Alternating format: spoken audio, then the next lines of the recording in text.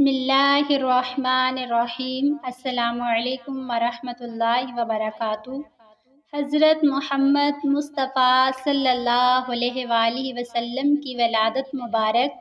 مکہ مکرمہ میں ربیع الاول سن نبوی عام الفیل یوم دوشنبہ بروز پیر مطابق 22 اپریل 571 عیسوی صبح کے وقت ہوئی تھی۔ ابن سعد کی روایت میں ہے کہ رسول اللہ صلی اللہ علیہ وآلہ وسلم کی والدہ ماجدہ حضرت آمنہ رضی اللہ تعالی عنہا نے فرمایا،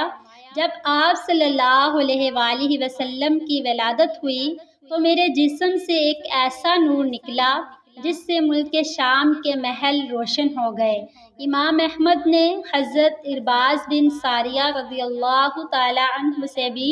اسی مضمون کی ایک روایت نقل فرمائی ہے۔ بہقی کی روایت میں ہے کہ ولادت کے وقت بعض واقعات نبوت کے پیش خیمے کے طور پر ظہور پذیر ہوئے، یعنی ایوان کسریٰ کے 14 کنکرے گر گئے، مجوس کا آتش گدا ٹھنڈا ہو گیا، بحیرہ سادہ خشک ہو گیا اور اس کے گرجے منہم ہو گئے۔ رسول اللہ صلی اللہ علیہ وآلہ وسلم نے جس ماحول میں آنکھ کھولی اور جس ماحول میں تربیت پائی، قرآن کریم کی آیت عَلَمْ يَجِدْكَ يَتِیمًا فَآوَىٰ اس پر شاہد ہے کہ پیدائش سے قبل ہی والد کی شفقت سے محروم ہو جانا اور 6 سال کی کم عمری میں بحالت سفر والدہ محترمہ کا فوت ہو جانا اور پھر 8 سال کی عمر میں شفیق دادا کا بھی انتقال کر جانا، لمحہ بلمحہ اسی طرح دنیاوی آثروں کی جدائی نے ایک نزائیدہ قلب کیا اثرات چھوڑے، ان کا مطالعہ بصیرت افزور ہوگا۔ حضور نبی کریم صلی اللہ علیہ وآلہ وسلم کی ولادت پر ہونے والے معجزات، حضرت شیخ عبدالحق محدث دہلوی رحمۃ اللہ علیہ فرماتے ہیں کہ حضور صلی اللہ علیہ وآلہ وسلم کی ولادت کے سلسلے میں آیات و کرامات بے شمار ہیں، جن میں سے چند ایک یہ ہیں کہ ایوان کسریٰ لرز اٹھا اور اس کے 14 کنکرے گر گئے اور دریائے سادہ خشک ہو گیا اور اس کا پانی زیر زمین چلا گیا اور رود خانہ سادہ جسے وادی سادہ کہتے ہیں جاری ہو گیا، حالانکہ اس سے قبل اسے منقطع ہوئے 1000 سال گزر چکا تھا، اور فارسیوں کا آتش گدا بجھ گیا جو 1000 سال سے گرم تھا۔ جب حضور صلی اللہ علیہ وآلہ وسلم پیدا ہوئے تو اللہ تعالیٰ نے آپ کو پاکیزہ بدن اور تیز بو کستوری کی طرح خوشبودار اور ختنہ شدہ، نان بریدہ، چہرہ نورانی، آنکھیں سرمگی، دونوں شانوں کے درمیان مہر نبوت درخشاں پیدا فرمایا۔ رسول صلی اللہ علیہ وآلہ وسلم کی ولادت پر اللہ تعالیٰ نے آپ کی والدہ ماجدہ حضرت آمنہ رضی اللہ تعالی عنہا پر ایک روشن بادل ظاہر فرمایا، جس میں روشنی کے ساتھ گھوڑوں کی ہنہنانے اور پرندوں کے اڑنے کی آوازیں تھیں اور کچھ انسانوں کی بولیاں تھیں، اور اعلان ہوا کہ محمد مصطفیٰ صلی اللہ علیہ وآلہ وسلم کو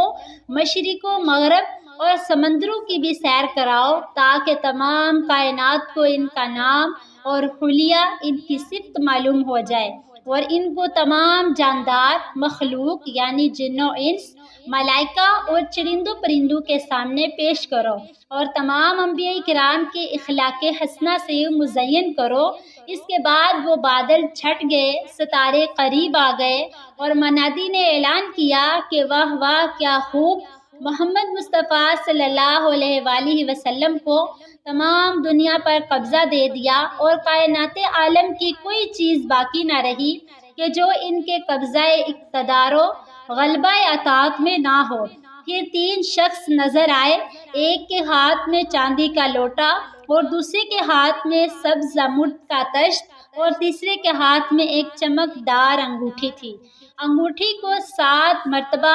دھو کر حضور صلی اللہ علیہ وآلہ وسلم کے دونوں شانوں کے درمیان مہر نبوت لگا دی۔ پھر آپ صلی اللہ علیہ وآلہ وسلم کو ریشمی کپڑے میں لپیٹ کر آپ صلی اللہ علیہ وآلہ وسلم کی والدہ ماجدہ یعنی حضرت آمنہ رضی اللہ تعالی عنہا کے سپرد کر دیا گیا۔ ولادت کے بعد آپ صلی اللہ علیہ وآلہ وسلم کی والدہ ماجدہ حضرت آمنہ رضی اللہ تعالی عنہا نے عبد المطلب کے پاس پوتے کی خوشخبری بھجوائی۔ وہ شادمہ فارحاں تشریف لائے اور آپ صلی اللہ علیہ وآلہ وسلم کو خانہ کعبہ میں لے جا کر اللہ تعالیٰ سے دعا کی، اس کا شکر ادا کیا اور آپ صلی اللہ علیہ وآلہ وسلم کا نام محمد صلی اللہ علیہ وآلہ وسلم تجویز کیا۔ آپ صلی اللہ علیہ وآلہ وسلم کو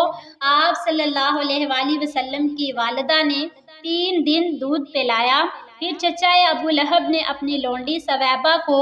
آپ صلی اللہ علیہ وآلہ وسلم کو دودھ پلانے کے لیے بھیج دیا۔ ثویبہ آپ صلی اللہ علیہ وآلہ وسلم کو کئی مہینے دودھ پلاتی رہی۔ 2 سال قبل اسی ثویبہ نے آپ صلی اللہ علیہ وآلہ وسلم کے چچا حضرت حمزہ رضی اللہ تعالی عنہ کو بھی دودھ پلایا۔ عرب کے شہری باشندوں کا دستور تھا کہ وہ اپنے بچوں کو شہری امراض سے دور رکھنے کے لیے دودھ پلانے والی دیہاتی عورتوں کے حوالے کر دیا کرتے تھے تاکہ ان کے جسم طاقتور اور اعصاب مضبوط ہوں اور وہ اپنے گہوارہ ہی سے خالص اور ٹھوس عربی زبان سیکھ لیں۔ اسی دستور کے بعد مطابق حضرت عبد المطلب نے دودھ پلانے والی دایا کی تلاش شروع کر دی اور نبی کریم صلی اللہ علیہ وآلہ وسلم کو حضرت حلیمہ سعدیہ رضی اللہ تعالی عنہا کے حوالے کر دیا